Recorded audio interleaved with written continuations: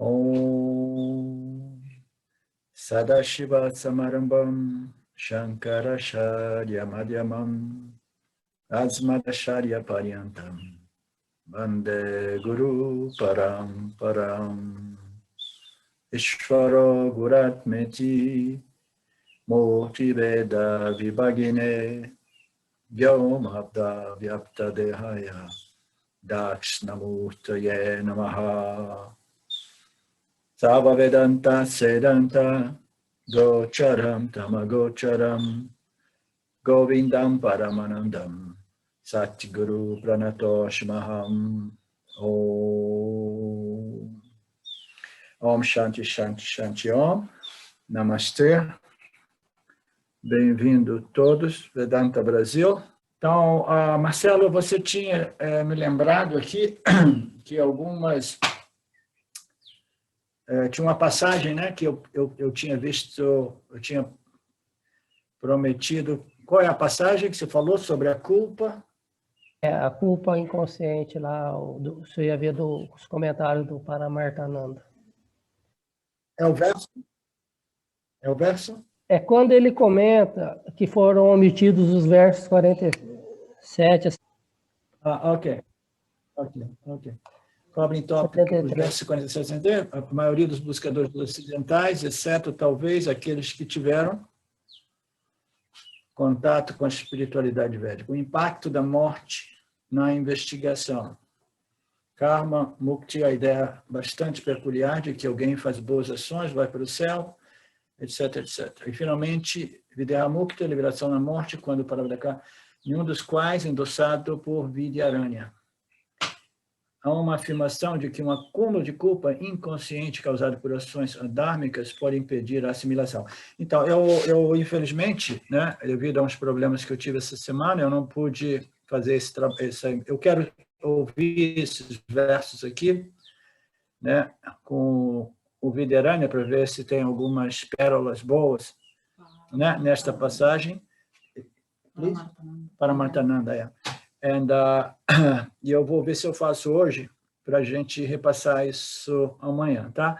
Então, em geral, nós sabemos que o indivíduo que viola o Dharma, né, aquele indivíduo que é totalmente ignorante do ponto de vista espiritual, né, ele é movido pelos órgãos dos sentidos e ele valoriza, acima de tudo, os prazeres. E ele é disposto a tudo para obter os seus prazeres. Segurança e prazer, que são, né, as buscas que governam 95% a 99% da humanidade. Segurança e prazer, eles estão dispostos a quase tudo por isso, né?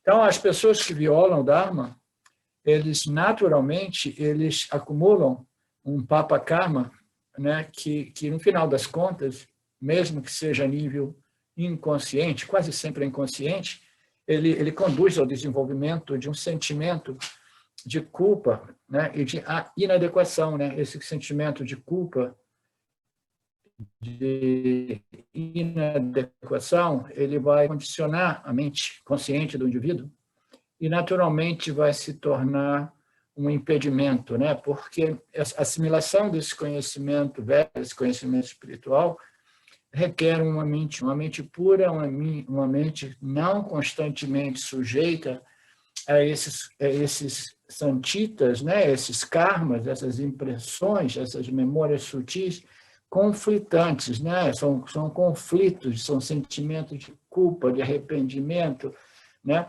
de inadequação, porque não podia, não devia, como é que eu fiz isso? Aí as pessoas vão tentando apagar tudo isso, né? Da mente consciente, e tudo aquilo acaba muito bem depositado no corpo causal e se torna um impedimento visível, né, para a devida assimilação e internalização desse autoconhecimento. Então, em geral, é um conceito simples, mas eu vou dar uma passada nele para ver se eu encontro algumas boas pérolas para a gente.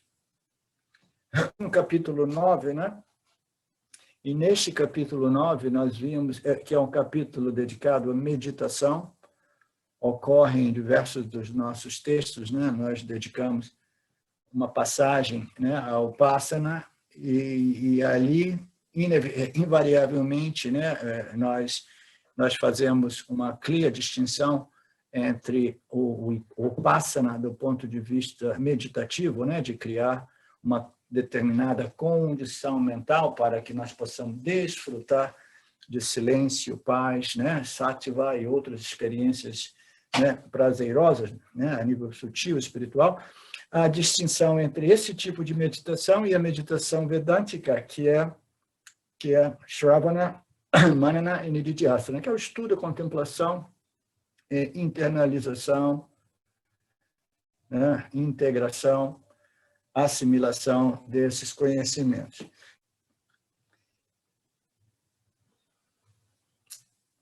Então, nós estamos falando sobre a meditação, né? E que quase sempre, quando os nossos textos abordam a meditação, nós fazemos, né, uma concessão à meditação, né, ao Upasana meditativa como meio de cultivar sattva, ou através, né, da supressão das emoções, dos pensamentos, né, dos vritis, etc., porque naquele ambiente o indivíduo ele desenvolve uma qualidade mental e uma possibilidade maior de controle dos pensamentos, das emoções, né, das vasanas e até mesmo dos órgãos sensoriais, né? Então, tudo isso tem o seu papel, não é muito enfatizado pelo Vedanta, porque o Vedanta é o final dos Vedas, mas ainda assim o Vedanta engloba também karma, dharma e todos esses esforços de melhoramento, purificação,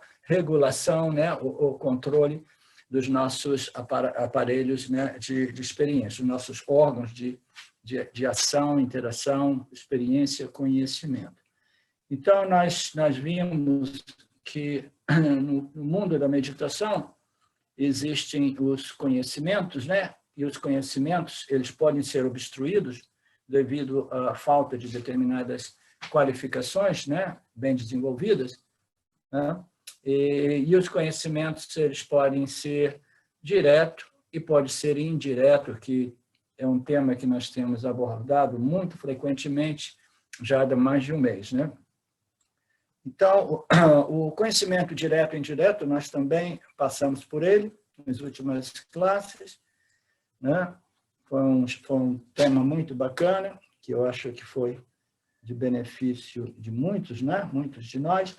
Nós vimos também os obstáculos, né, Marcelo? Nós já passamos pelos obstáculos, nós demos uma boa passada pelos obstáculos, eu vou ficar devendo aquele pedacinho ali sobre essa condição, né, subconsciente, né, que são os resultados, né, das nossas ações não apropriadas, não harmonizadas, não em harmonia, né, não conformadas com os dharmas, que vão criando uma condição conflitante no inconsciente, no corpo causal do indivíduo, que no final se torna um obstáculo. Que tipo de obstáculo esse? É um obstáculo extremamente invisível e difícil de ser objetivado e identificado, porque o obstáculo acaba se tornando uma conglomeração, entendeu? De sentimentos negativos a respeito de si mesmo, que acabam desenvolvendo um caráter negativo,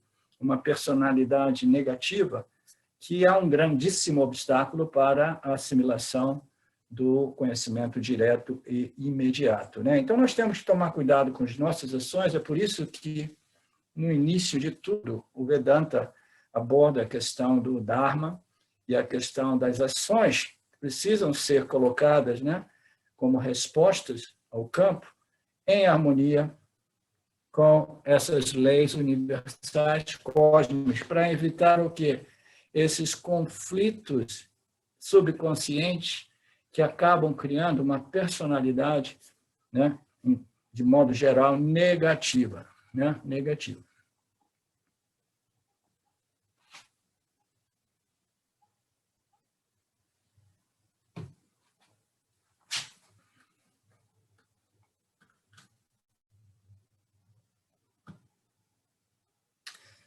O próximo tema nesta passagem do capítulo 9 é a diferença entre conhecimento e meditação, né? É mais ou menos o que nós estamos já entrando, né? Qual é a diferença entre a meditação vedântica e a meditação yógica, né? A meditação yógica é um esforço de acalmar a mente, de produzir silêncio, de produzir paz, de modo que o indivíduo possa desfrutar, né, colher experiências, né, muito gostosas, né, muito prazerosas, né, de paz, de tranquilidade, de relaxamento, de expansão, né, de amor incondicional, silêncio profundo, samadhi, etc, etc. Então, a diferença entre esse tipo de meditação e o conhecimento, né? A diferença é, como nós já entendemos, né? É uma diferença muito grande, né? Iniciando da questão, do fato de que uma experiência, por natureza, ela é limitada, ela tem um início, um meio e um fim. Então, todas essas meditações, cujo propósito é criar um ambiente, um determinado ambiente extremamente, né, o mais claro, o mais silencioso, o mais pacificado, o mais satívico quanto possível, essas experiências, elas são, por natureza, impermanentes, elas têm um início, um meio e um fim, né? Enquanto que o conhecimento, como nós sabemos, daí o nosso grande valor pelo conhecimento, o conhecimento é aquilo que, uma vez obtido, ele é sempre bom, ele é sempre presente, e ele não é sujeito a esquecimento. E, naturalmente, quando nós falamos do conhecimento, nós nos referimos ao autoconhecimento, né? No Vedanta, quando a gente fala conhecimento, nós nos referimos ao autoconhecimento. Então, o verso 74 diz que o conhecimento depende do objeto, enquanto a meditação depende da vontade do meditador. Então, vamos iniciar da segunda parte desta frase. A meditação depende da vontade do meditador. Esta meditação, que quase todos nós conhecemos, porque quase todos nós, né, no mundo ocidental, iniciamos nesta busca, né, pela libertação, nós iniciamos através dessas meditações, que eram muito difíceis. Por quê? Porque eram ferramentas que dependiam exclusivamente de quê? Da nossa força de vontade de silenciar a mente. Né? Vocês já tiveram essa experiência? Então a meditação, né, ela requer o quê? Ela requer aquela força de vontade enorme, e é uma batalha difícil, como nós sabemos, né? Controlar a mente, reduzir,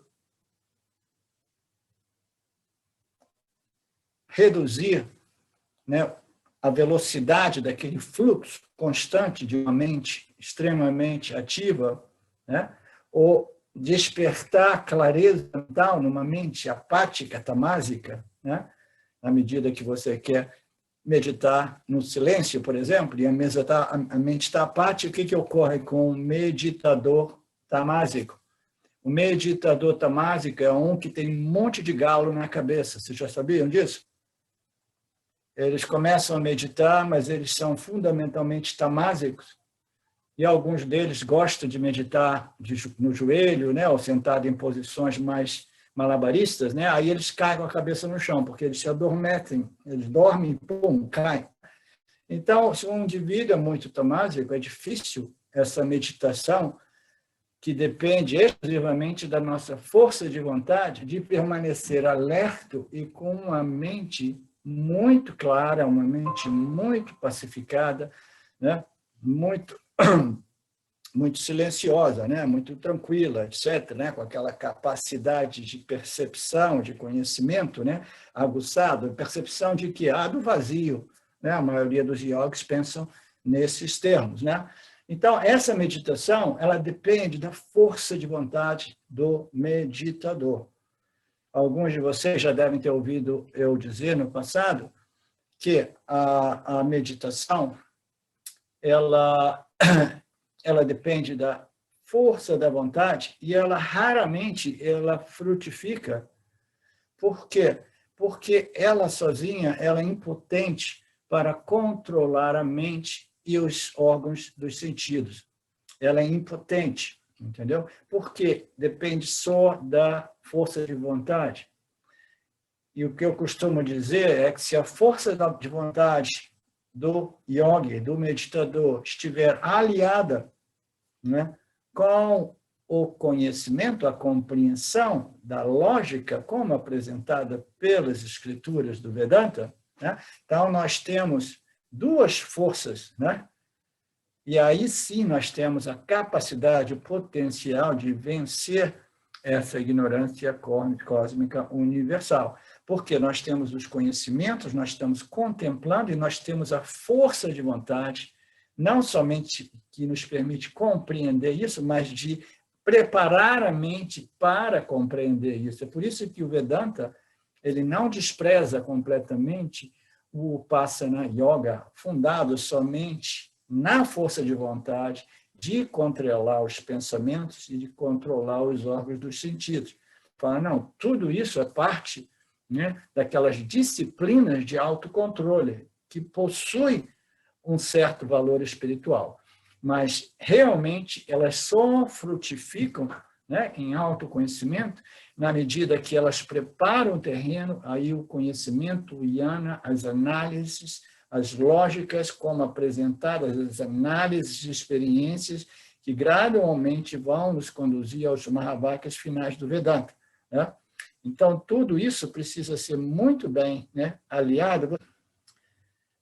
A meditação depende da força de vontade do meditador. O conhecimento depende do objeto. Então, o que significa o conhecimento depende do objeto? Você não pode ter um conhecimento sem um objeto de conhecimento. Então, nós queremos o conhecimento, nós somos amantes dos conhecimentos, e nós sabemos que conhecimento é inexistente sem um objeto de conhecimento, né? Porque não é uma experiência, é conhecimento, e ele precisa ser, né, referente a um objeto de conhecimento, né? Naturalmente, a Vidyaranya não entrou muito nos detalhes dessa afirmação, mas um conhecimento depende do objeto de conhecimento e depende também, como nós sabemos, do meio de conhecimento, né? A gente não consegue obter o conhecimento a respeito de alguma coisa, de algum fenômeno, objeto, sem um meio de conhecimento, né? Se nós queremos ser um médico, nós precisamos... não, eu tenho a força de vontade e eu vou começar a experimentar com o meu cachorro, gato, e etc., e devagarzinho, intuitivamente, eu vou me tornar um médico cirurgião, né? Não, você, para desenvolver o conhecimento médico, você precisa de um meio de conhecimento, você tem que ir para a universidade e submeter o seu intelecto a todos aqueles meios de conhecimento, né? Então, isso é que faz do conhecimento possível o conhecedor, um objeto de conhecimento e um meio de conhecimento, né? Enquanto que na meditação, a única coisa que o indivíduo quer é silenciar a mente, acalmar a mente, experimentar um pouco de paz mental, emocional, e para isso ele precisa somente da força de vontade do meditador. Então, aqui os comentários que seguem, a meditação é uma tentativa do praticante de obter uma experiência específica, né? Eu, no passado, mais frequentemente costumava dizer que a meditação, do ponto de vista do yoga, é uma tentativa, é um esforço de controlar a nossa experiência, né? Eu quero controlar a minha experiência. Como é que eu controlo a minha experiência? Controlando os meus pensamentos, né? Produzindo uns intervalos de silêncio sempre maiores, porque quando eu experiencio o silêncio, eu experiencio a paz, porque cada pensamento é sempre acoplado a um sentimento, a uma emoção a respeito desses pensamentos. E raramente os nossos pensamentos são realmente deliberados, né? Quase todo o tempo, os pensamentos eles são automaticamente, né, produzidos ou fornecidos por nossas vasanas, esse sistema retroalimentado, vasanas, pensamentos, né? Vasanas, desejos, pensamentos, palavras, ações que irão reforçar essas mesmas vasanas, esse mesmo material causal, né? Então, pensar deliberadamente é uma coisa que não é assim tão simples, né? Então, a meditação é uma tentativa de ter uma experiência de paz, de tranquilidade, de silêncio, né? E isso é o objetivo de quase todo buscador. Por quê? Porque a mente humana é sob a influência, né, constante de rajas e tamas, e quase todos nós temos uma experiência que nos diz que a mente é um grande problema. Portanto, essa ideia de eliminar a mente, né, de remover a mente, de destruir a mente, porque as nossas mentes, elas não são mentes sadias, saudáveis, elas são constantemente movidas por essa ignorância, essa vídia cósmica, e nós temos a experiência que a mente é o problema. Então, a gente quer ter uma experiência específica de não mente, né? Então, você quer controlar a sua experiência, porque eu não aguento mais a minha mente. Eu quero meditar na presença, né, qualquer que seja a prática, para produzir uma experiência livre daqueles pensamentos que me perturbam constantemente e as emoções acopladas a esses pensamentos, né? Então, essa é a meditação, é uma tentativa do praticante de controlar a sua experiência, né? Não, eu quero experimentar a paz, o silêncio, né? A tranquilidade. Mas, no caso do conhecimento, não é realmente necessária essa força de vontade para se obter o conhecimento, porque para se obter o conhecimento, né, você precisa de um objeto de conhecimento e você precisa de um meio para obter aquele conhecimento. Onde é que está envolvida a força de vontade aí? Não existe realmente um envolvimento, né, dessa força de vontade, né, disciplinar, né?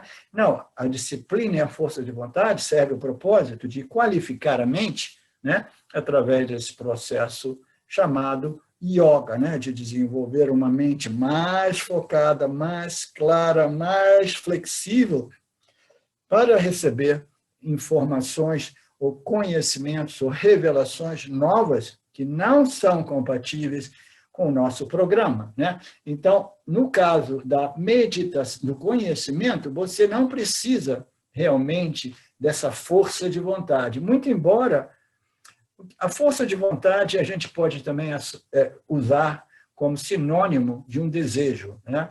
Você tem que ter um desejo tão grande de controlar a mente, porque a grande maioria dos meditadores, eles desistem devido à frustração monstruosa de tentar obter sucesso controlando a mente sem utilizar o jnana, né? Os conhecimentos que revelam por que a mente está fora de controle, por que a mente enlouqueceu, né? Então, o indivíduo, né, do mesmo modo, ele precisa dessa força de vontade para conseguir controlar a mente, e ele também precisa de um desejo desenvolvido gradualmente pelo jnana.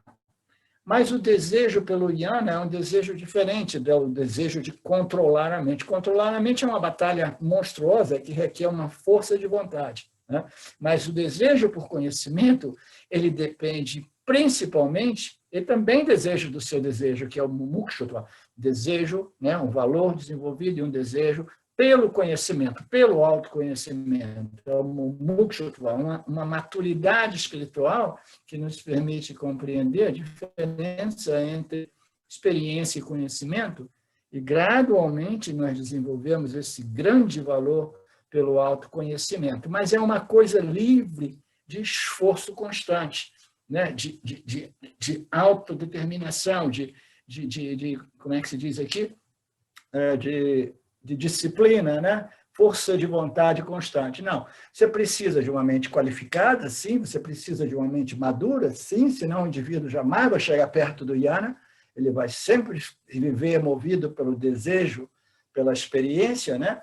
Então, você precisa de uma mente qualificada e você precisa de um objeto de conhecimento e você precisa de um meio de conhecimento que foi omitido nessa passagem desse texto, mas naturalmente é subinteso, né? Subentendido, né? Então, você precisa de uma mente flexível também, né? Você precisa de uma mente flexível, uma mente livre de preconceitos muito sólidos, muito densos, né? Aqueles filtros que não deixam passar nada que não seja exatamente em alinhamento com o meu condicionamento, né? Sejam eles referentes a conhecimentos das ocorrências do mundo ou conhecimentos espirituais ou o autoconhecimento, né? Então, no caso do conhecimento, você precisa simplesmente, né, de algumas qualificações, entre elas uma mente aberta e um objeto de conhecimento e um meio de conhecimento, um pramana, um meio de conhecimento. O conhecimento acontece quando esse ego do fazedor-executor é mais tranquilizado. Né? Porque quando o ego... O que é o ego? A gente precisaria definir o ego dentro desse contexto. O ego ali é aquele sentimento, eu sou as minhas noções, as minhas ideias, ok? O meu condicionamento, os meus conhecimentos, eu me defino através das minhas experiências, das minhas ações como fazedor e das minhas experiências como desfrutador. Isso é que define aquilo que nós chamamos o ego, o impostor, né? Então, esse impostor, quando ele está presente, ele não deixa passar nada, né? Em qualquer campo que seja de conhecimento, em conhecimento mundano, conhecimento... Existem diversos tipos de conhecimentos, né? Abrindo um parênteses rápido aqui. Existe conhecimento científico. Conhecimento científico, muito embora seja constantemente sujeito a erros e revisões, né? Mas, ainda assim, ele é fundado na ciência. A ciência é alguma coisa que, né, que comprova, através de determinadas experiências, e se o resultado é realmente aquele, através de diversas experiências, você diz, não, esse é um dado científico.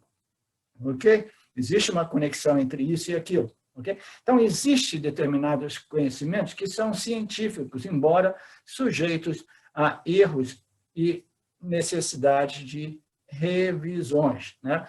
Agora, existe outra gama de conhecimento, muito comum nos dias de hoje, que é puramente informativo. E esses conhecimentos informativos, eles não são quase sempre acompanhados de evidências científicas, né? O mundo de hoje está cheio de divisões de ideias e a maioria dessas ideias elas não são apoiadas, né, ou sustentadas por evidências científicas, né? Então, existe o conhecimento informativo, que nós nos programamos através desses conhecimentos informativos, que muitos deles não são acompanhados de evidências científicas. Existem os conhecimentos científicos, que nós também somos programados através dele, muito embora, né, eles requeram, né, revisões, né, e tudo isso vai formando aquilo que nós chamamos o Mr. Ego. O Mr. Ego é aquele, não, esse é o meu conhecimento, entendeu? Eu ouvi falar disso, eu li sobre isso, aprendi isso na escola, isso e aquilo na universidade, e isso é o que eu sou, um conglomerado de todas essas ideias, né, do ponto de vista intelectual cognitivo e do ponto de vista da minha experiência, eu sou o fazedor e o experienciador dos resultados das minhas ações.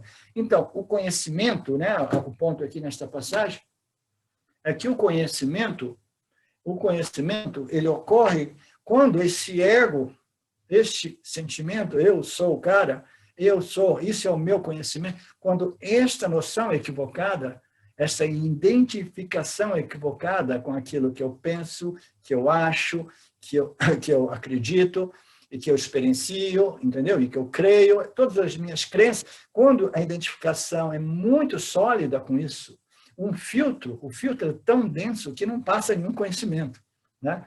Isso em qualquer campo, não só no campo espiritual, entendeu? Não passa nada, porque eu me defino através desse conglomerado de informações ou conhecimentos científicos ou noções espirituais, no caso do buscador espiritual, né? Então, quando este ego infantil ele é suspenso, e ele é muito frequentemente suspenso quando a mente é mais calma, é mais tranquila, é mais silenciosa, né? Então, esse ego mais denso, né? mais grosseiro, né? Ele simplesmente permanece suspenso, aí conhecimento é possível, o filtro foi suspenso, né? Então, alguma coisa nesse sentido, né?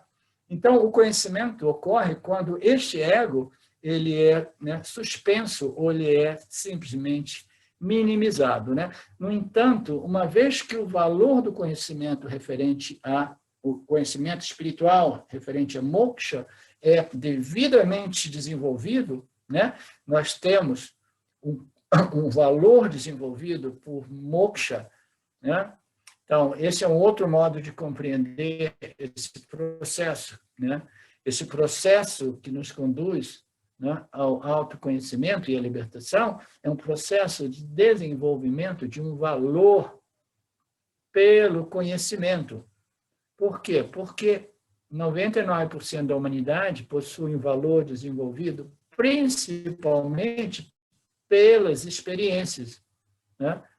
E algumas pessoas têm valores desenvolvidos por Dharma, por outros conhecimentos científicos, né?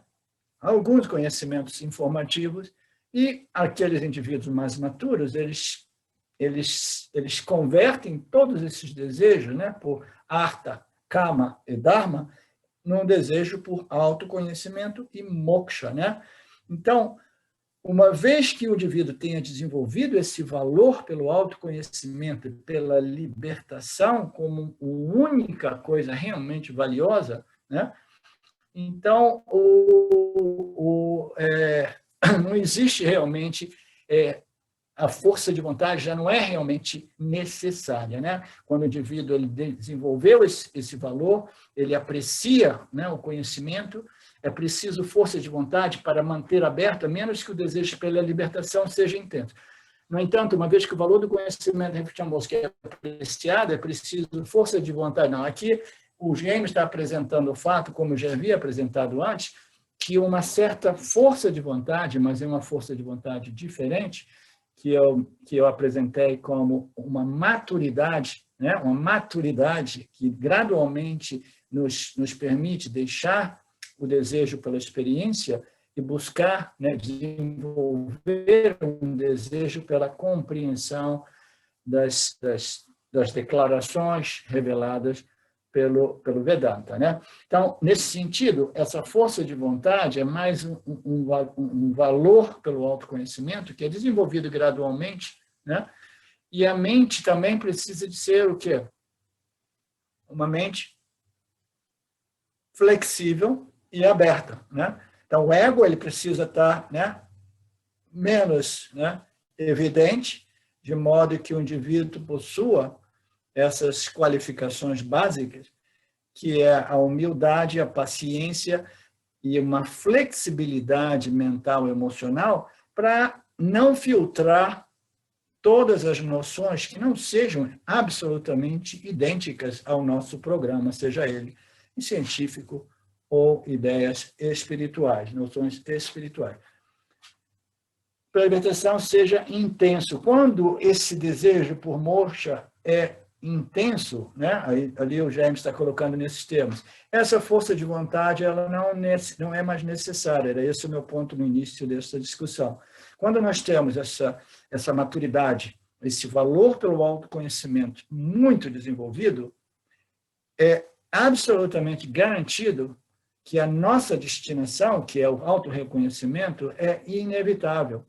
Por quê? Porque não existe nada que possa, entendeu, fazer com que as nossas vidas, né, elas tomem uma outra direção. A gente jamais vai perder esse caminho. Por quê?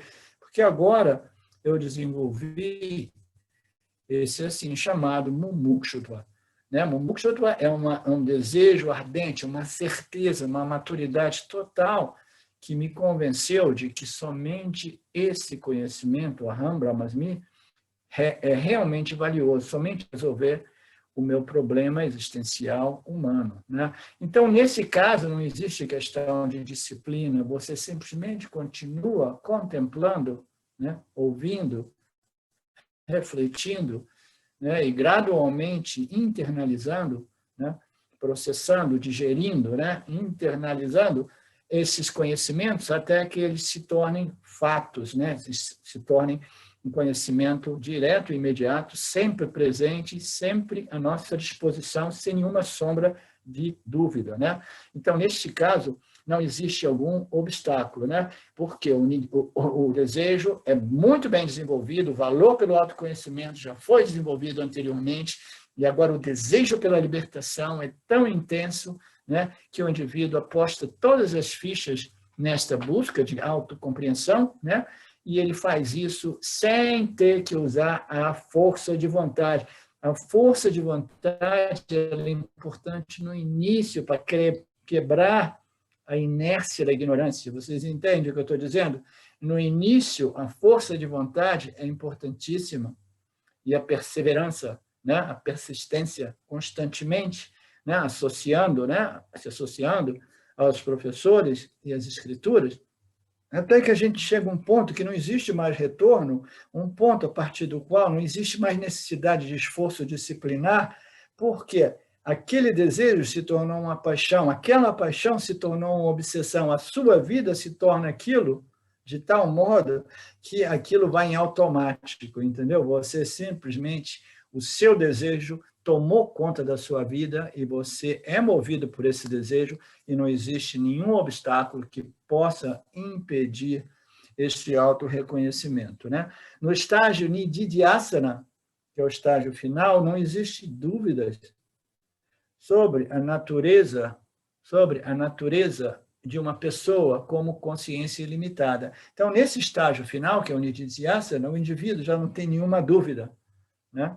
Que é o estágio que uma boa parte de nós do Vedanta Brasil nos encontramos. Eu não tenho mais dúvida, né? Eu estou fazendo esse trabalho já há muitos anos, mas ainda assim me parece que existem alguns obstáculos, alguns deles são visíveis, perceptíveis, outros são muito enrustidos, né? no corpo causal. Então, existe, no Nididhyasana, né? É a possibilidade de nós constantemente fazermos esse trabalho. No estágio Nididhyasana não há dúvida, não existe mais dúvida na mente do inquiridor sobre a sua natureza, né? Eu sou essa consciência infinitamente limitada, esta é a minha identidade superior, primária, né? Real, né? Muito embora eu interaja no mundo, né? Através da minha identidade secundária, como Jiva, mas eu não tenho nenhuma dúvida, mas ainda assim existem, né? Alguns obstáculos enrustidos, né, que ainda assim impedem que eu possa, né, desfrutar, apreciar, desfrutar e assumir, né, essa minha identidade primária como minha única identidade primária. Existe ainda alguns obstáculos, né? Neste caso, nós estamos no estágio do Nididhyasana, né, que é a remoção desses obstáculos mais persistentes, mais vinculantes, mais arraigados, mais subconscientes, né? Então, nós continuamos fazendo esse trabalho, não existe mais dúvida sobre minha natureza, né? Mas eu continuo fazendo isso porque eu quero que esse conhecimento frutifique como essa experiência de libertação. Libertação de quê? Do sofrimento psicológico humano, libertação dessa ignorância, dessa problemática psicológica humana, né? O investigador, neste caso, ele está apenas fazendo um esforço para se livrar de alguns obstáculos. Esse esforço é um esforço, mas é um esforço natural e é um esforço que não cansa, porque o indivíduo não tem mais ansiedade de descobrir quem ele é. E ele sabe que os obstáculos, aqueles mais vinculantes, eles estão sob o controle de Ishvara. Então, não me resta que continuar fazendo esse trabalho de tal modo que esses obstáculos, né, em seus devidos tempos, né, com a graça de Ishvara, eles sejam removidos, de modo que eu possa não somente saber quem eu sou, mas viver em harmonia com esse conhecimento, alinhar a minha vida com o meu conhecimento, né? Esse é o objetivo desse trabalho, né, subsequente após o autoconhecimento, né, que a gente pode chamar aplicação do conhecimento, né, Nididhyasana como aplicação do conhecimento, né, essa constante revisão, né, alinhando o meu conhecimento com a minha vida no dia a dia, né. Então, isso eu faço mais como um hobby, sem ansiedade, com tranquilidade, sem necessidade de esforço, né. Por quê? Porque a ignorância já foi removida, existem somente alguns pequenos obstáculos que estão obstaculizando a minha desfrutação, a minha apreciação ou desfrutação deste meu autoconhecimento.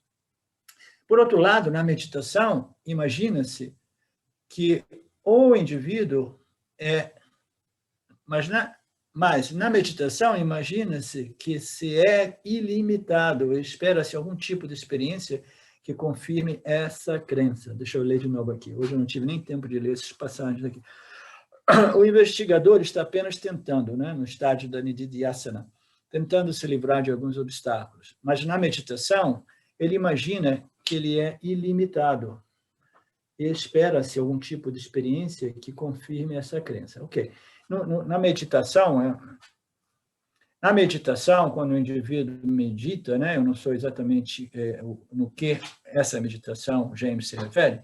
No yoga, o indivíduo, ele imagina que eu, o meditador, sou limitado, né? O ser que eu quero me tornar é ilimitado, né? Eu imagino que Brahman é ilimitado e eu espero algum tipo de experiência que possa me confirmar essa crença. Então, se você depende de uma experiência de modo a ser convencido da sua natureza ilimitada, você vai esperar, né, indeterminadamente, para sempre. Por quê? Porque as experiências vêm e vão. Quando você está no meio da experiência, você diz, agora eu estou convencido. Aí a experiência passa, né? Aí, de novo, eu me assumo, né? Eu assumo o meu formato triangular, eu com Jiva, buscando o Brahman em Jagat, né? Então, de novo, eu me sinto limitado, né? Então, eu fico o tempo todo, né, me movendo entre uma experiência que me faz sentir ilimitado, que, por natureza, é condicionada pela temporalidade de Mitya, inerente a Mitya, e, novamente, eu me sinto limitado. Então, nós estamos começando a abordar a diferença entre conhecimento e meditação. O verso 75, através da prática da investigação, surge o conhecimento da natureza da consciência. Através da investigação, vichara, né? Você está investigando, seguindo a lógica como apresentada nos Upanishads. Como a investigação é orientada para objetos, o conhecimento não pode ser impedido e é permanente, assumindo as qualificações. A investigação destrói todas as ideias embasadas na crença de que o mundo é real. Então, esse é um verso requer um pouco de trabalho de interpretação aqui, porque a primeira passagem se refere ao autoconhecimento, não conhecimento objetivo, não conhecimento científico, ok? Objetivável. Não, é um conhecimento a respeito da minha natureza como consciência, né?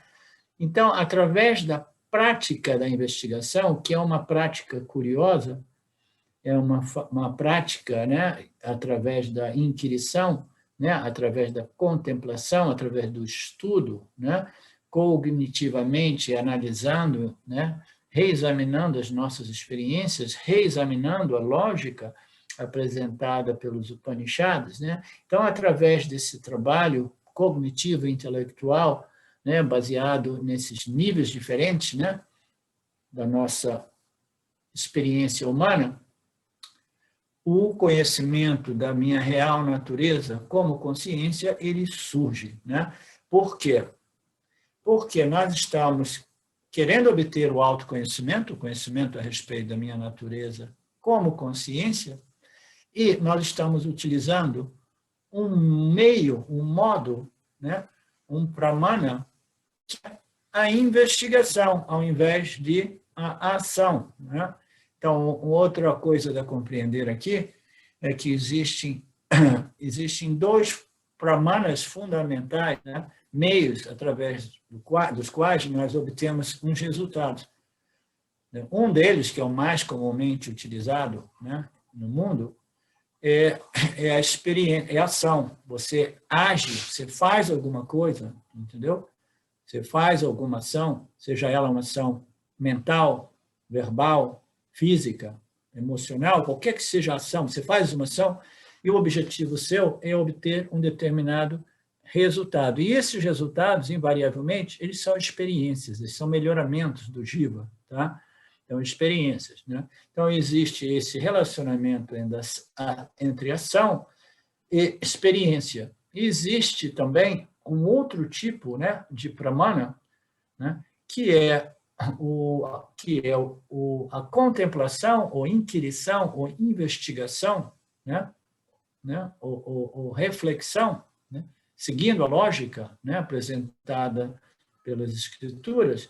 Então, o resultado dessa contemplação é o que nós chamamos um conhecimento claro, firme e livre de dúvidas, né?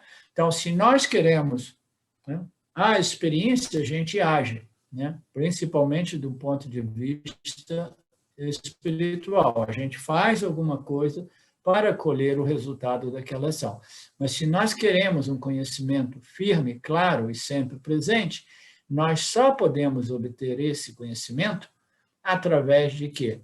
Através da contemplação, do estudo, da reflexão, da investigação, da inquirição. Então, essas são atividades intelectuais cognitivas cujo o resultado é invariavelmente o conhecimento. E como nós já determinamos antes, o conhecimento é aquilo que, uma vez obtido, e se for, né, um conhecimento a respeito da nossa natureza intrínseca, né, a nossa natureza absoluta, né, esse conhecimento, uma vez obtido, ele é sempre bom, ele é sempre presente.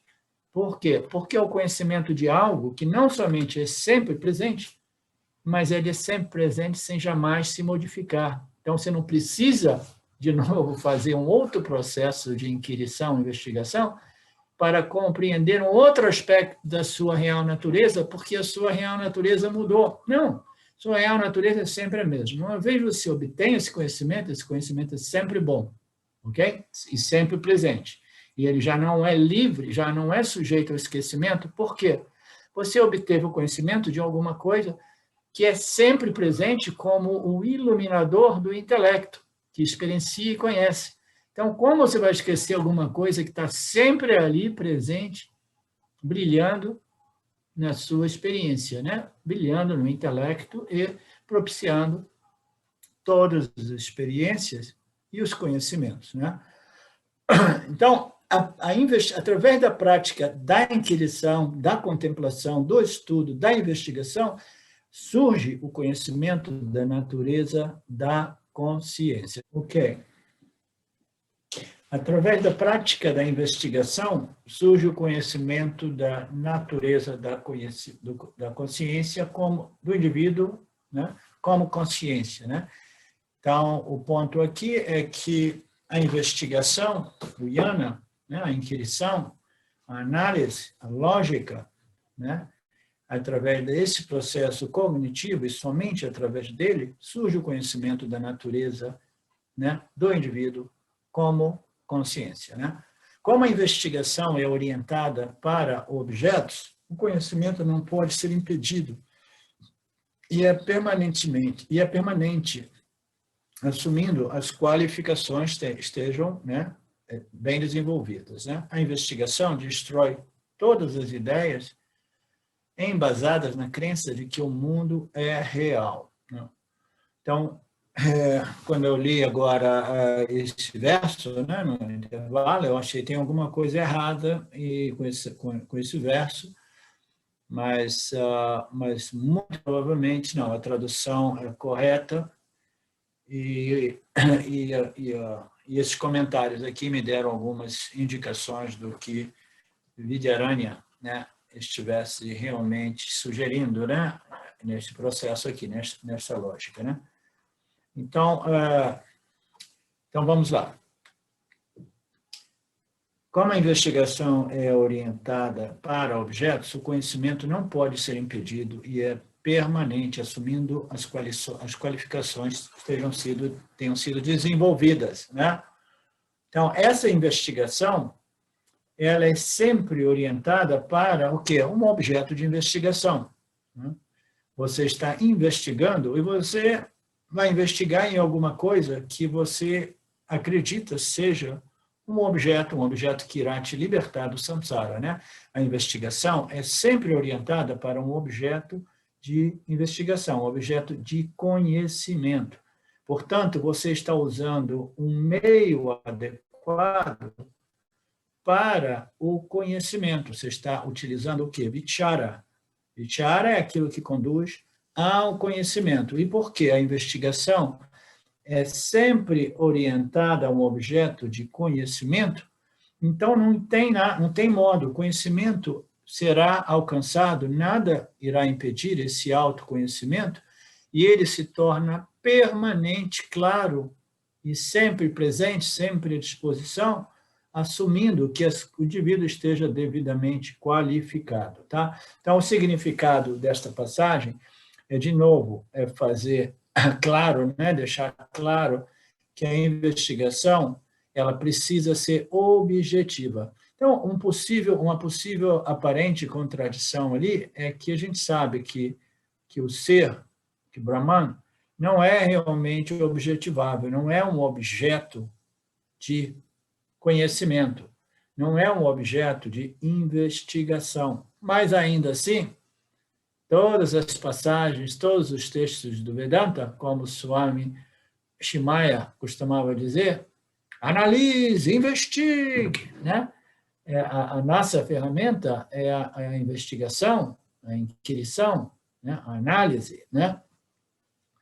Então, a análise, ela precisa de um objeto, e esse objeto vai produzir esse autoconhecimento. Mas, como nós sabemos, Brahman, a consciência, o ser pleno, não é um objeto de conhecimento, de investigação. Então, o que é toda essa análise apresentada pelo Vedanta? O que é toda essa investigação apresentada pelo Vedanta? A investigação é sempre a respeito da tríade, né? Dessa trindade, Ishvara, Jivan, Jagat, né? Nitya, o mundo, né? Então, nós vamos objetivar o mundo de tal modo que a gente possa compreender o mundo através dos olhos da sabedoria védica. Então, como nós sabemos, o jiva precisa ser devidamente objetivado de modo que ele possa ser o quê? Ele possa ser negado, né? O mundo precisa ser devidamente objetivado e, né, investigado através dessas análises apresentadas pelos Upanishads, até que ele seja rejeitado, negado ou definido como o ser aparente, ou o não ser, o anatma, né? The not self, né? Então, essa investigação ela é orientada a objetos de investigação, e esses objetos de investigação são essas análises dos Upanishads, né, que inicia com os ensinamentos a respeito de karma e dharma, né? Então, essas análises são fundadas nesses fenômenos ocorrentes em Mitya, porque é dentro dessa realidade fenomenal que o ser que nós somos ficou equivocadamente identificado com o falso, né? Que é o agente experienciador. Então, essa análise ela precisa ser objetiva, e essa objetivação dessa investigação, os objetos são Ishvara, Jiva, Jagata, porque esses objetos, entendeu? eles precisam ser objetivados, principalmente o Jiva Atma, em seu relacionamento com Jagata e com Ishvara, e com a consciência que é a real natureza intrínseca dessa trindade, né? Então, a investigação é sempre orientada a um objeto de investigação. Portanto, já que você utiliza a investigação, já que você utiliza o estudo e a contemplação, inevitavelmente, o conhecimento a respeito do objeto de sua investigação, que não é um objeto, mas é o sujeito absoluto, é inevitável. Né? E ele será sempre presente e permanente, uma vez ele tenha sido devidamente compreendido. Né? Então, o ser não é um objeto de investigação. A investigação ela serve ao propósito de remover ou negar ou rejeitar essa nossa identidade equivocada no Jiva-Atma, nos três corpos, nas nossas experiências, remover esse mal-entendido. Então, a objetivação é a objetivação daquilo que pode ser objetivado, que é Ishvara Jiva Jagat, de tal modo que a gente possa compreender a nossa natureza como substrato de Ishvara Jiva Jagat, ok? Então, essa investigação ela é feita de modo objetivo. Qual é a diferença de uma investigação subjetiva e uma investigação subjetiva? Uma investigação objetiva, você precisa objetivar o seu objeto de exploração, de conhecimento. Né? Uma busca subjetiva, digamos assim, ela não requer uma objetivação. Por quê? Porque você está interessado na experiência subjetiva sua a respeito de qualquer fenômeno. Eu não estou interessado na objetivação do agente conhecedor experienciador e o objeto de investigação, conhecimento, experiência. Eu estou interessado em quê? De como, no meu estado, né, no meu sentimento, na minha experiência subjetiva, toda vez que eu controlo a minha experiência. Né? Então, quando essa subjetividade é o nosso foco, nós entramos no mundo do yoga, porque o mundo do yoga é aquele de preparar, né, o campo de experiências, né, através de desenvolvimento de um melhoramento da condição, do estado do jiva, de modo que ele possa ficar focado em quê? Não objetivamente nos fenômenos. Né? A gente diz, o cara está atolado em sátiva, mas ele não está nem vendo sátiva, ele está simplesmente, totalmente focalizado naquela experiência subjetiva, né, de Ananta, né, de Ananda. Ah, estou curtindo paz, estou curtindo silêncio, estou curtindo samadhi, estou curtindo amor, né? Tranquilidade, etc. Essas são approaches nos quais o nosso objetivo é a nossa experiência subjetiva, e o Yanni é aquele que está interessado fundamentalmente na objetividade de Mitya, de modo que, através da negação de todo esse mal-entendido, ele possa realmente reivindicar e assumir a sua real natureza, que não é a sua condição mental, emocional, subjetivamente falando. Né?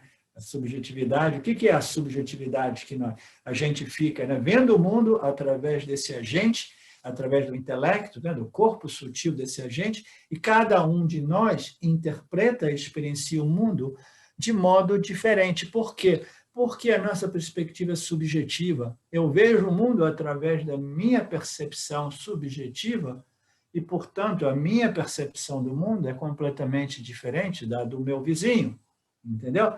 Poxa, mas você precisa de ter uma visão objetiva. Não, a minha visão é objetiva. Mas nós pensamos que as nossas visões são objetivas, mas muito, muito raramente nós vemos o mundo de modo absolutamente objetivo. Eu costumo dizer que não existe 100% objetividade a respeito do mundo fenomenal, mas a gente se esforça, né, a viver nesse mundo desenvolvendo perspectivas, né, de visão, de percepção, o mais objetivas possíveis, né, analisando as fontes de informações, analisando as pesquisas científicas, de modo que a gente viva mais embasado, né, em fatores subobjetivos, ao invés de puramente subjetivos, que são as minhas crenças, né, as minhas ideias, os meus sentimentos, que não podem ser feridos, e etc., etc.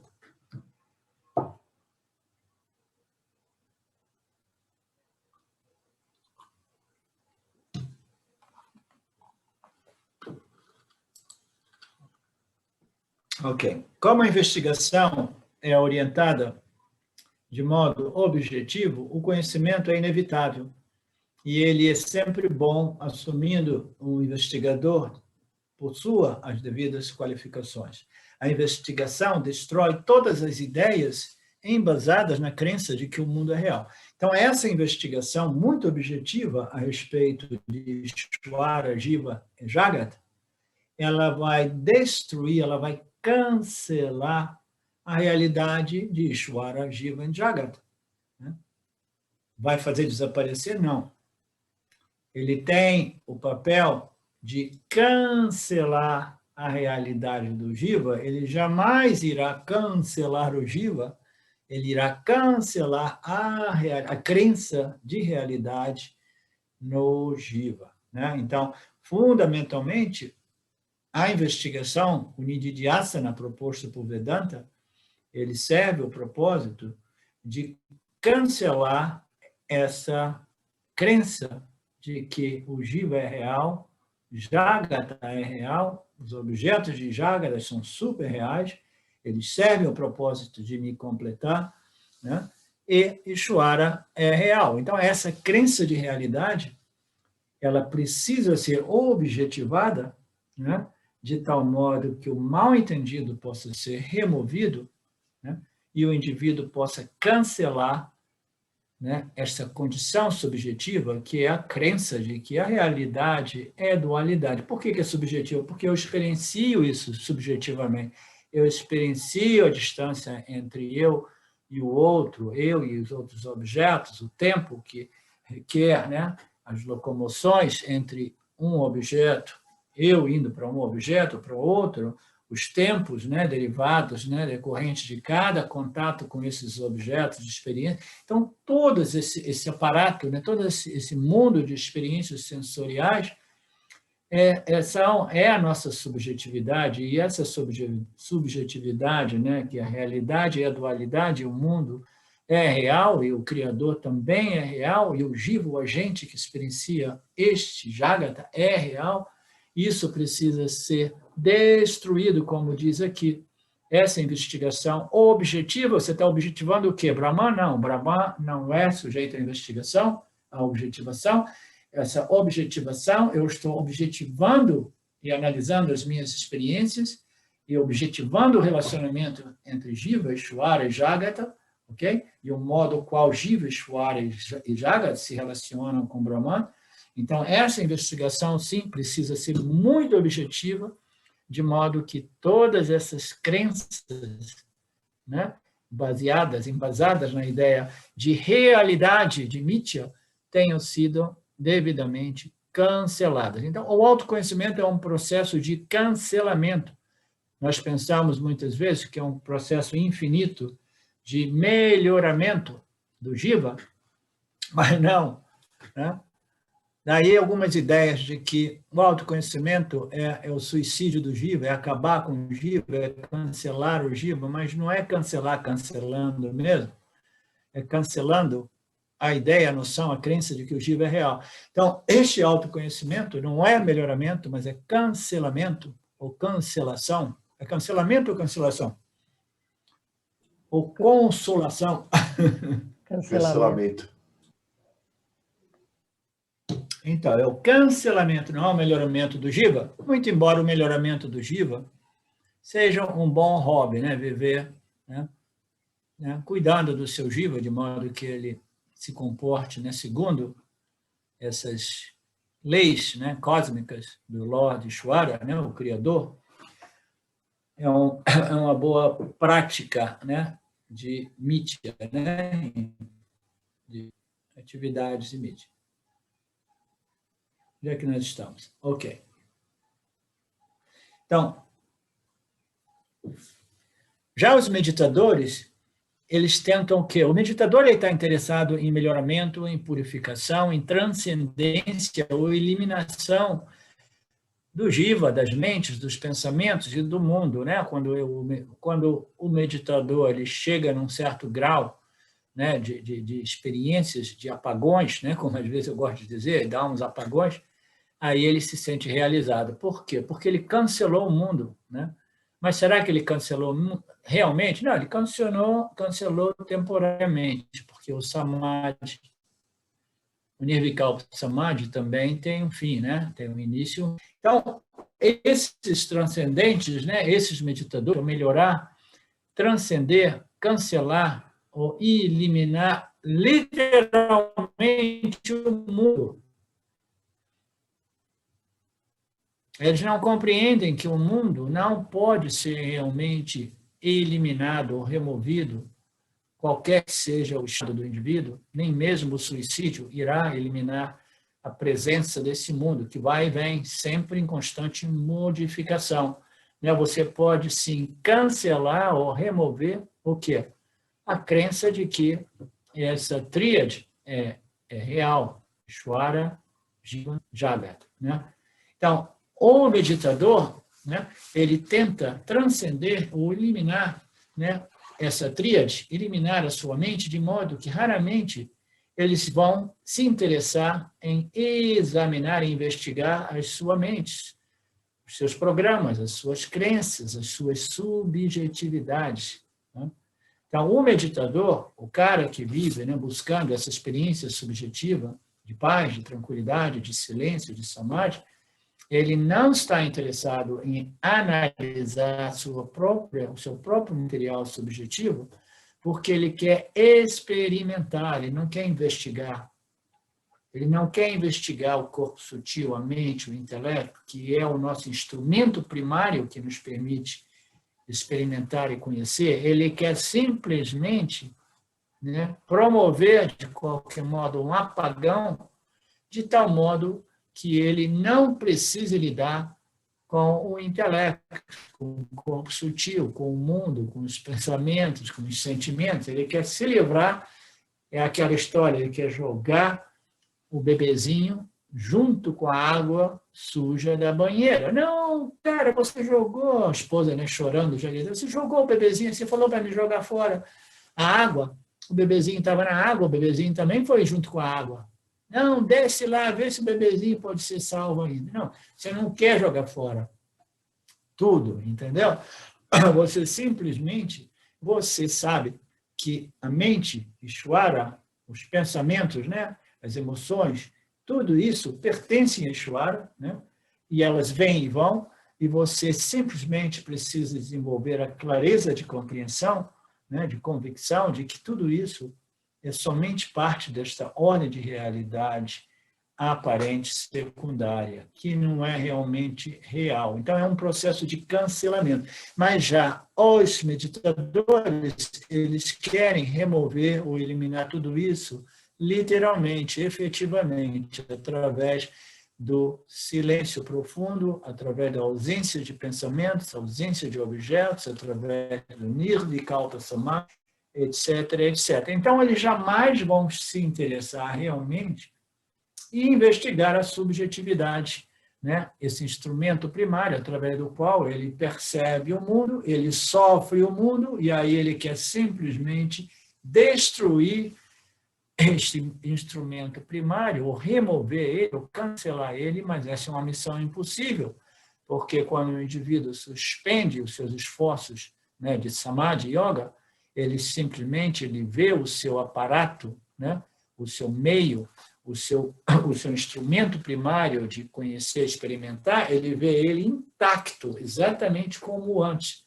Antes de ele entrar no samadhi, ele estava lá perturbado por ignorância, ele entrou no samadhi, ele permanece em meditação profunda por 2 horas, e ele, ignorantemente, ele permanece desfrutando aquele silêncio, e ignorantemente ele sai daquele silêncio e ele retorna ao seu estado de vigília, e ele continua experimentando a sua ignorância. Ele era ignorantemente, né, acordado, né? E daí ele entrou num estado de samadhi ignorantemente e saiu com a sua ignorância intacta, porque ele não investigou a natureza subjetiva deste instrumento primário de conhecimento / experiência, né? Então, esse é o problema da meditação e dos meditadores, né? Eles querem simplesmente eliminar aquilo que não pode ser eliminado, que é essa sobreposição chamada Ishvara, Jiva e Jagata. E Vedanta nos diz que você precisa de não eliminar, mas de cancelar a ideia de que tudo isso é real. Portanto, as ideias de si mesmo, as ideias que o meditador tem a respeito de moksha, de samadhi, são as ideias que impedem a capacidade de entender que eu sou a consciência infinitamente livre, independente e ilimitada, né? E o indivíduo ele não quer investigar as suas crenças espirituais, os seus programas espirituais, ele quer simplesmente experimentar o apagão, de novo e de novo, silêncio profundo. E eles desenvolvem um grande ego, né? O ego dos yogis são egos realmente importantes, sabe? Se acham, não. Por quê? Por que os yogis possuem egos tão importantes assim? É porque eles se sentem superiores aos outros indivíduos que experienciam sensorialmente e intelectualmente esta ordem de realidade projetada por Maya. Eles começam a experimentar esses apagões, esses samadhis, essas experiências místicas ou sutis, e eles desenvolvem um sentimento de superioridade. Por quê? Porque as experiências minhas não são experiências ordinárias, né? Elas são experiências transcendentais, extraordinárias, etc., etc. Então, para provocar essa galera que o James colocou aquela palavrinha, né, que o autoconhecimento é a coisa mais sem vergonha que existe. Em inglês, ele chama de a natureza da consciência é a coisa mais ordinária, né, mais comum, né, mais sem vergonha. Né? Por quê? Porque é a natureza de tudo e de todos, é a única coisa sempre presente, né?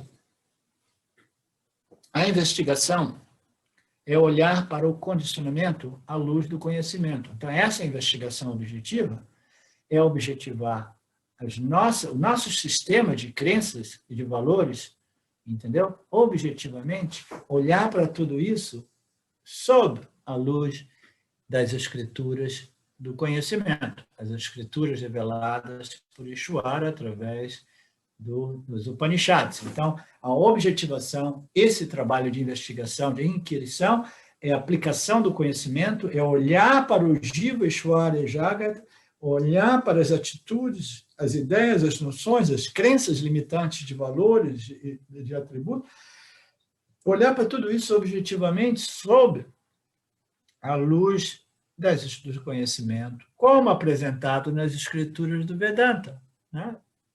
Esse é um outro modo de compreender o Nididhyasana como aplicação do autoconhecimento, a aplicação do conhecimento como revelado pelas escrituras, né?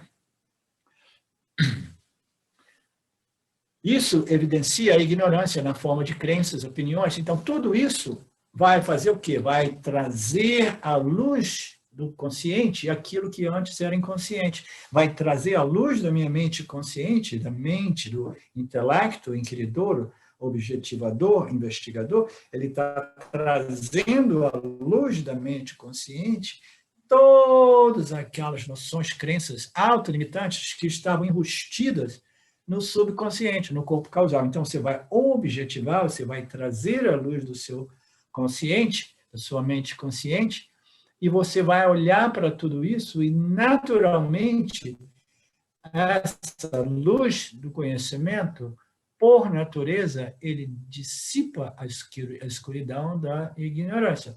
Vocês já pensaram como é que a luz ela cancela a ignorância? Você entra num ambiente escuro, Aí você está lá, você acende a luz, você já notou que imediatamente a escuridão, ó, bum, sai batida? Instantaneamente. Tá? Não é um processo gradual, né? É simplesmente o conhecimento, né? Que muitas vezes é utilizado, é objetivado, é ilustrado em analogia como a luz, né? A luz que revela, né? A luz que ilumina e revela, né? Então, esse conhecimento, ele naturalmente, espontaneamente, livre de esforço, né?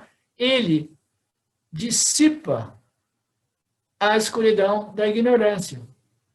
Então, tudo que a gente precisa fazer é o quê? É objetivar as nossas ignorâncias. Se a gente ficar lendo Vedanta, estudando Vedanta, sem trazer à superfície à tona as nossas ignorâncias, você está estudando Vedanta do ponto de vista informativo, acadêmico, mas o Vedanta está ali, esses conhecimentos estão ali somente para fulminar a ignorância, entendeu?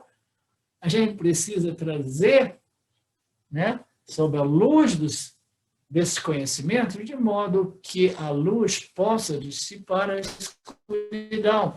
O conhecimento possa naturalmente dissipar a escuridão. Mas se a gente estiver uma mente muito rígida, muito identificada, um ego cristalizado em torno às nossas noções equivocadas, o que o buscador faz? Ele não permite que essas noções equivocadas sejam fulminadas e seladas pelo conhecimento, porque ele sente como se ele estivesse cometendo um suicídio espiritual. Estaria promovendo o seu renascimento espiritual, mas ser realmente como consciência, como Brahman, né?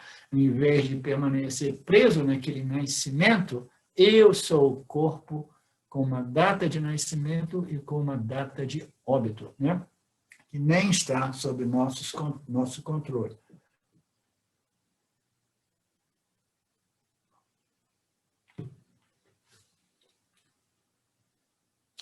E essa investigação, sob a luz do conhecimento das escrituras, né, neutralizando e cancelando, né, fulminando essas ignorâncias, principalmente aquelas mais cristalizadas, elas precisam ser expostas à luz do conhecimento mais frequentemente, até que elas sejam realmente dissipadas, né? Então, tudo isso, né, dará origem ao quê? Ao famoso Aparoksha Jnana, o conhecimento direto, imediato, claro, livre de dúvidas, sempre presente a respeito da minha real identidade, né? A consciência, a existência que brilha no intelecto de todos os seres vivos, tá? Na mente ou no corpo sutil de todos os seres vivos, né? Então, esse conhecimento, Aparoksha Jnana, ele é livre de dúvidas, quando ele é completo, né, tem uma passagem, um conhecimento livre de dúvidas a respeito da minha natureza como Satya e a respeito da natureza aparente de Mithya. Ok? Porque se você tiver conhecimento somente a respeito da sua natureza como Satya, você ainda vai encontrar dificuldade de navegar em Mithya, porque você não compreendeu Mithya. Você não compreendeu que existe um Criador que não somente cria, mas sustenta através de suas leis, através de suas forças, né, cósmicas, naturais. Você não compreendendo o Criador, não compreendendo as regras do jogo, as leis através das quais esse Criador rege essa projeção aparente, você vai ficar vivendo em conflito com as leis, em conflito com os outros seres, com os outros objetos, e você não será capaz de realmente colher os frutos desse autoconhecimento. Portanto, nós tendemos a dizer que o conhecimento espiritual, Aham Brahmasmi, ele precisa ser um conhecimento completo. Por isso que nós descartamos esses caminhos diretos como caminhos válidos e efetivos para a libertação do jiva, porque não basta você saber eu sou Satya, a única realidade. Ok, mas você ainda vive associado a um corpo físico, né? Interagindo no Dharma, no campo dármico, né? Sujeito às leis kármicas, éticas, psicológicas, e mesmo que você compreenda esse conhecimento de Mitya, né? Conhecimento de Ishvara, Jiva, Jagat, você vai ficar... Eu sei que eu sou Satya, mas, putz, viver em Mitya é um problema, eu estou sempre, né, em conflito, sempre em dificuldade. Por quê? Porque eu não sei como navegar em Mitya, né? O meu conhecimento é parcial. Então, esta investigação completa dá origem ao conhecimento final, a Paroksha, livre de dúvidas, a respeito não somente de Satya, como de Mitya. Porque o conhecimento a respeito de Mitya elimina os problemas sansáricos e transforma a realidade aparente em uma peça teatral. Muito bem colocado. O conhecimento a respeito de Mitya, né, elimina os conflitos samsáricos e transforma a personalidade mental e emocional do Jnani, né? O Swami Paramarthananda, muito frequentemente, ele diz que esse autoconhecimento é completo quando ele transforma a personalidade emocional do Jnani, né? Porque ele compreendeu as leis, ele sabe como se comportar, ele compreendeu o relacionamento entre o Jivatma e o Criador e as leis desse campo dármico, de tal modo que ele, do ponto de vista mental e emocional, ele vive de modo harmonioso, feliz, sem ter todos aqueles chiliques, né? Porque a vida não é exatamente como eu deveria ver. Agora que eu sou um grande Mahatma, um grande Jnani, continuo tendo essas dificuldades porque eu queria ter uma vida melhor, eu queria ser famoso, eu queria que todos me amassem, eu queria que dinheiro viesse, eu queria que isso viesse, entendeu? Então, se o indivíduo ele não compreendeu Mitya, né, ele vai viver ainda sob a fantasia infantil de que ele tem controle sobre Mitya. E ele fala, putz, mas agora que eu sou um grande iluminado, como é que eu não consigo controlar minha experiência? Por que que eu ainda estou tendo tanto dificuldade, eu estou reagindo, né, com raiva porque eu não consigo obter o que eu quero e evitar o que eu não quero, entendeu? Então, o indivíduo realmente ele tem o conhecimento de Satya, mas ele não possui um claro conhecimento de Mitya, e a sua personalidade emocional, mental, emocional, ela permanece infantil, dando chilique quando as coisas não ocorrem segundo os seus desejos. Não é assim, Marcela? Você já viu esses gurus famosos dando chilique? Eu já vi diversos deles. Já vi sim, professor. Gente que fala que está, né, em Satya, que já transcendeu, que já passou por tudo isso. Aí quando vem, não é? Essas rodas do Sansara aí, em Mitya, que dá um... A pessoa entra em pânico, a pessoa se desespera, dá chilique, ou então fica irada. Ah! Aí eu fico, aham.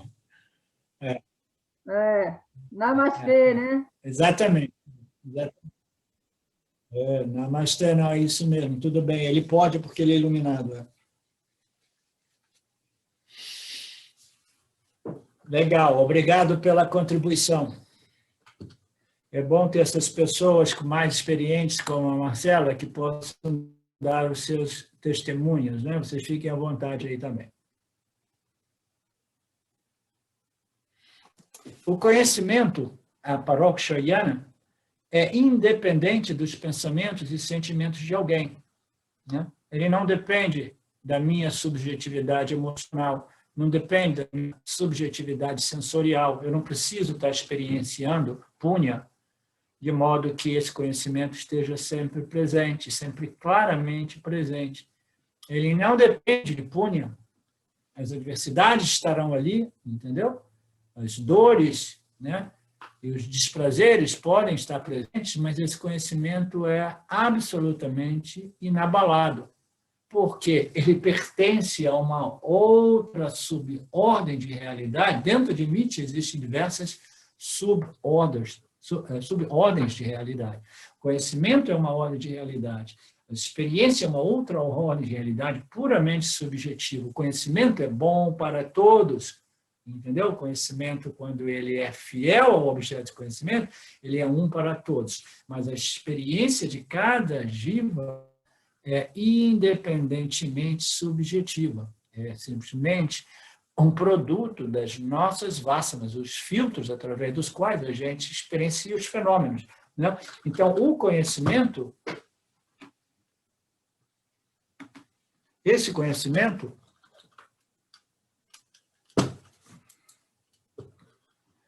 onde é que eu estou? Esse conhecimento, ele não depende das nossas emoções e sentimentos subjetivos. Você pode estar tendo uma diversidade enorme, dores, dificuldades na sua vida, você pode ter perdido um ente, um filho, uma filha, entendeu? Mas nada irá abalar este conhecimento, porque ele é fiel ao objeto de conhecimento. E, nesse caso, o objeto de conhecimento é o sujeito absoluto, Satya, né? A consciência existência, né? Ele não depende dos pensamentos e não depende dos sentimentos e das experiências do meditador. 2 mais 2 é igual a 4, como nós sabemos, e nada irá modificar essa equação. A gente gostaria que 2 mais 2 fosse equivalente a 2.000, né? 2 mais 2 é igual a 2.000. Tudo bem, então eu vou somar 2 mais 2 reais e vou obter 2.000. Né? Não, 2 mais 2 serão 4 reais. Né? Não importa, quer você goste ou não, quer você traga isso somente ou não. Então, este conhecimento, quando ele é claro, ele é sempre presente e ele não é sujeito a engano. Né? A Aham Brahmasmi é um conhecimento claro, firme, sempre presente e livre de necessidade de revisão e correção. Ninguém precisa escrever o seu nome antes de dormir com medo de esquecer quando a gente acorda. Né? Então, os nossos textos apresentam diversas ilustrações que nos dão indicação do valor do conhecimento. O conhecimento é aquilo que, uma vez obtido, ele jamais é sujeito realmente à revisão ou esquecimento. Né? Se você diz assim, não, meu nome é a Fernanda, e a Fernanda, todo dia para dormir, ela tem um pouco de medo de perder esse conhecimento, e ela escreve, né, para no dia seguinte ela se lembrar, não, eu sou a Fernanda, não sou a Emanuela. Né? Não. Por quê? Porque esse conhecimento a respeito do nome da Fernanda é um aparakshayana, é um conhecimento direto, livre de qualquer dúvida, e não sujeito a esquecimento, entendeu? Desde que o nosso aparato cognitivo esteja em boa saúde, naturalmente. Né? Então, não, eu não preciso disso. Não, eu tenho, mas eu tenho que realmente, né, escrever aqui para não esquecer jamais que 10 mais 10 são 20. Quem sabe amanhã eu tenho que escrever as minhas colas, né, as colinhas. Todas. Não, conhecimento, quando ele é firme, claro, sólido e bem internalizado, ele não requer essas colinhas, né, essas anotações, esses apoios. Né? Não, do mesmo modo, o conhecimento, eu sou a consciência infinitamente livre, independente e não limitada, é um conhecimento que não requer, né, lembranças, anotações. Ele requer lembranças e anotações até que um dia ele já não requeira lembranças e anotações.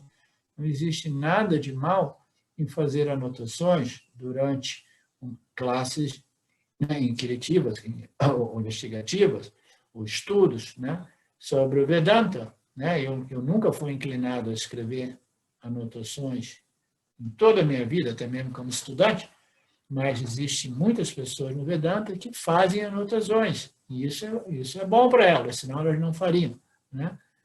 Mas quando você obtém esse conhecimento, você para de fazer anotações, não é, Laerte? Você para de ficar lá anotando de novo, oh, sim, Aham Brahmasmi, Aham Brahmasmi, Aham Brahmasmi. Não, agora eu sei que eu sou Aham Brahmasmi, e esse Aham Brahmasmi se tornou o quê? Música, uma melodia que eu curto para os meus ouvidos e me ajuda a desenvolver uma convicção ainda mais firme e clara da minha natureza, como Aham Brahmasmi. Eu estava fazendo umas anotações aí, mais na parte de Mitya, né?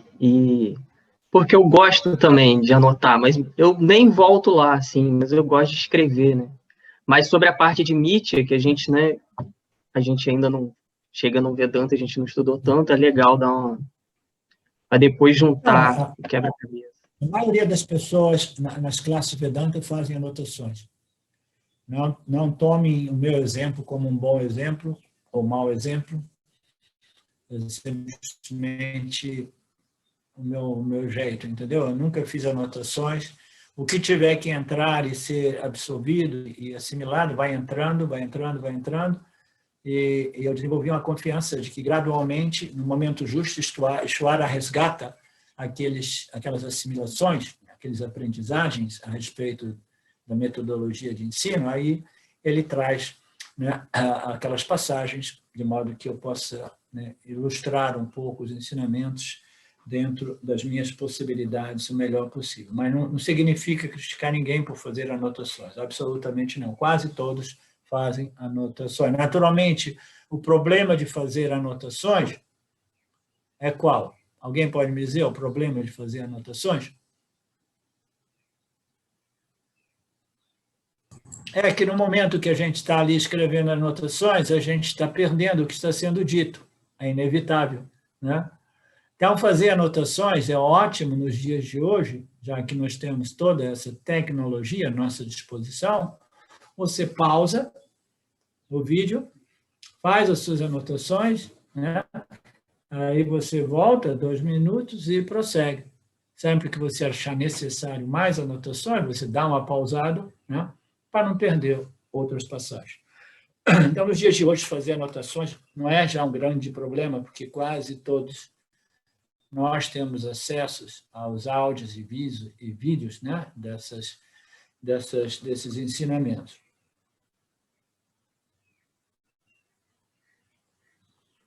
O verso 76, o autoconhecimento causa um sentimento de satisfação ininterrupta.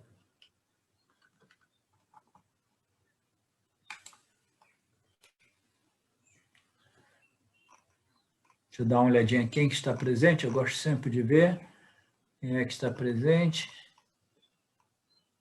Tem essa pessoa, o Mr. Galaxy, que eu tenho que ser apresentado ao Galaxy. Quem é o Mr. Galaxy? Pedro. É um nome importante. Ah, é o Pedro, né? Eu sei, estou brincando, estou puxando o pé dele. Ok. Okidoki. Legal. Eu gosto de ver vocês. O autoconhecimento causa um sentimento de satisfação ininterrupta e não orientada a objetos e causa a sensação de que alguém realizou tudo que era para ser realizado, né? E tem pessoas que ficam preocupadas com isso. Eu estava tendo uma conversa com um amigo meu ontem, que frequentemente é aqui entre nós. Deixa eu ver se ele está aqui hoje. Ele está aqui hoje, sim, ele está sempre presente, né? Então, estava tendo uma conversa sobre isso, né? Que esse autoconhecimento, ele causa um sentimento diferente de satisfação. É uma satisfação que não é relacionada ou inerente ou dependente de um objeto de experiência, de uma circunstância, de uma situação, de um evento. Ela é uma satisfação derivada desse jnana, desse autoconhecimento. Okay? É uma satisfação puramente originada desta compreensão cognitiva a respeito da minha real natureza, né? E ela é diferente, porque todas as outras satisfações, elas são passageiras, elas têm graduações, graus, elas aumentam, diminuem, elas aparecem, desaparecem, né? À medida que os pensamentos, os vrittis, se modificam, né? E elas são sempre linkadas ou conectadas com o objeto de experiência, né? Você está experimentando a vida e aquilo está produzindo satisfação, satisfação maior, ainda maior, né? Priya, moda para moda, kama para moda, moda para priya, né? Então, as variações, e aí, dos prazeres, você começa a experimentar as dores da vida, né? Então, esse constante defeito inerente a essa satisfação dependente e indireta, né? Totalmente vinculada às circunstâncias do meu parabada karma, né? Já o autoconhecimento, ele produz esse sentimento de satisfação, e tem um sentimento, entre parênteses, entre aspas, ali, porque é um sentimento, muito embora não seja uma subjetividade,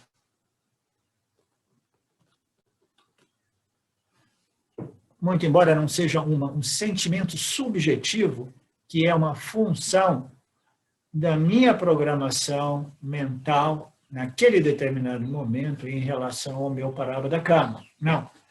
Este é um sentimento, né? O sentimento é uma experiência subjetiva do Yanni, mas ele não depende da experiência do seu parabada karma naquele determinado momento. É uma experiência assim, subjetiva, que é um sentimento que depende somente, né, deste autoconhecimento devidamente internalizado, né, e processado, né? E esse sentimento é como uma satisfação, é uma confiança, né? Uma certeza a respeito da sua natureza eterna, infinita e ilimitada, que é sempre presente, permeando as suas experiências de Nitya, através do agente Jiva, né? Então, esse sentimento é uma satisfação do tipo ininterrupta e que não é dependente dos objetos de experiências, né?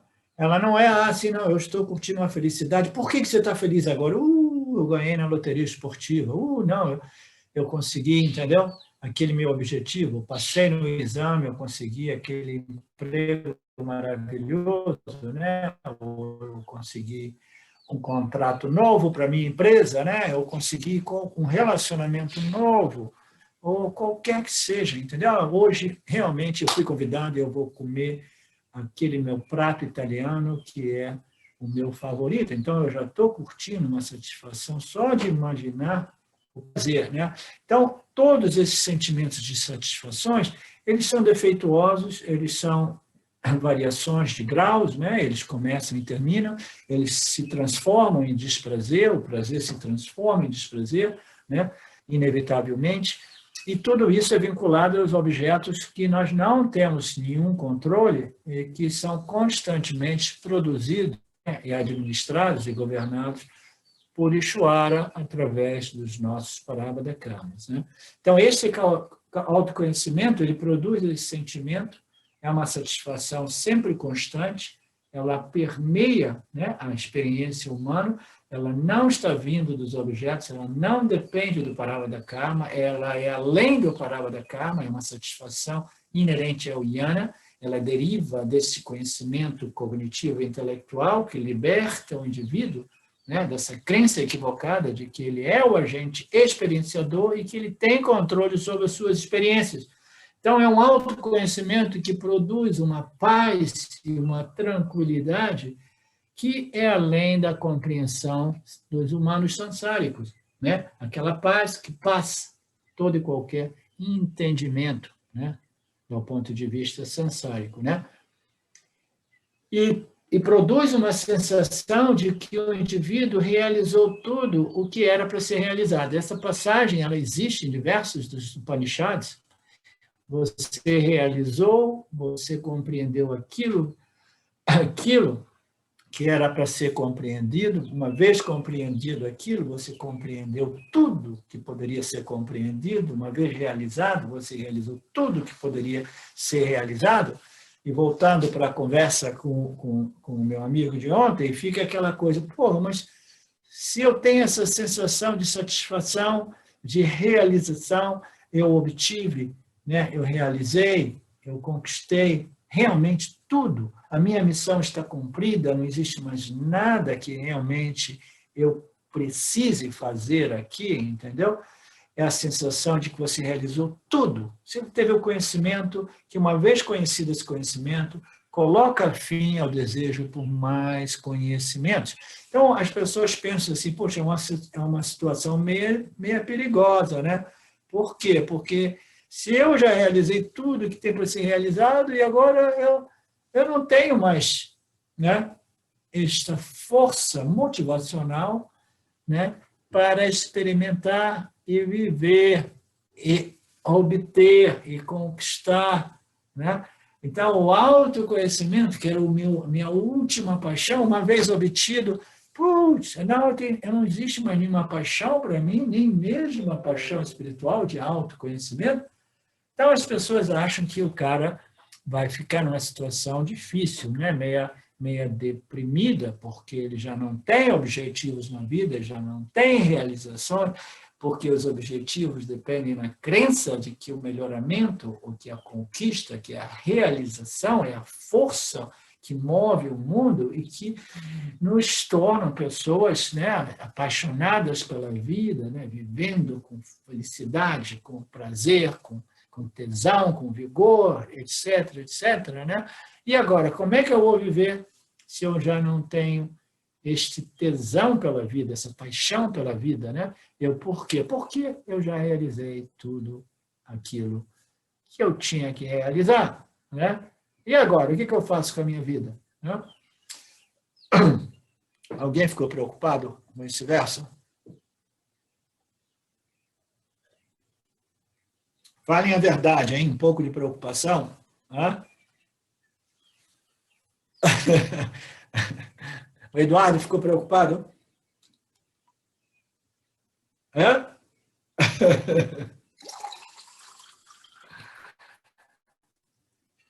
Então, não existe motivo de preocupação, entendeu? Uma criancinha, quando ela é pequenininha, ela vai na praia e ela pega aquelas forminhas e ela fica brincando de fazer castelo na areia da praia, né? Então, ela faz isso por meses, por alguns anos. Aí chega um ponto que ela perde a paixão, o interesse, o desejo de brincar, de fazer forminha de areia. Ela vai brincar de outro modo, ela vai fazer outros jogos, entendeu? Ela tem uma curiosidade outros desejos que a movem, né? Então, a gente vai deixando o interesse, a gente vai perdendo o interesse por essas realizações dentro do âmbito de Mitya, sendo que o desejo por moksha é o último desejo, a partir do qual o indivíduo já não tem desejos, não tem motivações, mas ele não tem realmente desejos e motivações, ou ele não tem desejos e motivações egóicos pessoais? Ele abandona, ele já não tem nada que ele deseja, não existe nenhum projeto realmente que ele assuma, né, com o objetivo de se melhorar, de se realizar, porque ele realizou aquilo que é o propósito da encarnação humana. Mas, ainda assim, ele pode viver dentro do contexto, né, de agir, fazer e realizar aquilo que não é o desejo seu pessoal, mas é o desejo do Lorde Ishvara, né, se harmonizando, se conformando com os desejos de Ishvara, com as leis de Ishvara, e ainda assim continuando a desejar e fazer aquilo que é de benefício para o campo. Esse campo ele serve fundamentalmente para o processamento kármico de vasanas, de modo que o indivíduo possa evoluir, crescer, se elevar espiritualmente. Então, essa é a atividade, esse é o desejo, esse é o propósito do indivíduo que realizou a nível pessoal tudo aquilo que era o propósito de tantas encarnações humanas. Mas, ainda assim, ele esgota o seu parábada karma, né, agindo e fazendo para o benefício do todo. Né? Como nas passagens do Lord Krishna, com Arjuna, no Bhagavad Gita, ele diz, eu sou o desejo e não violação ao Dharma. Eu sou o desejo, né, para o benefício do campo, para o benefício, né, dessa condição, desse palco, né, no qual os indivíduos possam continuar a crescer, processar, evoluir, etc., etc. Então, não existe nenhum motivo para o Eduardo se preocupar, porque quando esses desejos e essas motivações pessoais são transcendidas, entendeu? As motivações, elas se tornam mais nobres, entendeu? Elas se tornam mais nobres. Eu quero aquilo que é de benefício da humanidade, entendeu? Do Dharma, né? De apoiar o Dharma, né? Sustentar o Dharma, etc., etc.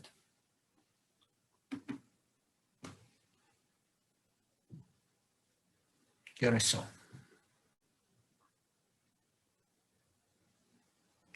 O conhecimento firme, ele não requer manutenção. Quando esse conhecimento, quando essa realização final, quando você realiza aquilo, né, que você chega ao ponto e diz assim, agora eu encontrei o que eu estava buscando, eu realizei o que eu tinha que realizar, agora eu sei qual é a minha real natureza e identidade, né? Mas, ainda assim, eu preciso fazer yoga, né, das 8 às 9 da manhã, porque eu tenho medo de perder esta convicção de autoconhecimento. Não, o autoconhecimento, a Parokshayana, é tal qual o conhecimento 2 e 2 igual 4, o conhecimento eu me chamo Fernanda, ele não requer prática ou manutenção, né? Por outro lado, nós sabemos, né, as experiências obtidas através das práticas de yoga requerem continuada manutenção. Se você suspende os seus esforços, suas práticas, a sua experiência de paz e plenitude, ela começa a se modificar e o indivíduo novamente experiencia o oposto, né? Então, esse conhecimento ele não requer manutenção, ao contrário de todos os esforços meditativos, né? Porque eles produzem uma experiência que é sempre sujeita a modificação na medida que os nossos esforços são suspensos, né? Só produz conhecimento relativo e esses conhecimentos relativos são sujeitos a correções. Então, nós iniciamos amanhã, a partir dos comentários do verso 76, ok? E a gente, se alguém tiver algum problema, alguma coisa a dizer, alguma preocupação a respeito da realização daquilo, né, aquilo que coloca fim ao desejo por mais realizações, principalmente as pessoas orientadas para a conquista e realização, isso pode representar um probleminha, né, uma certa dúvida, né? Mas se alguém tiver alguma coisa a dizer, fique à vontade, senão a gente volta amanhã.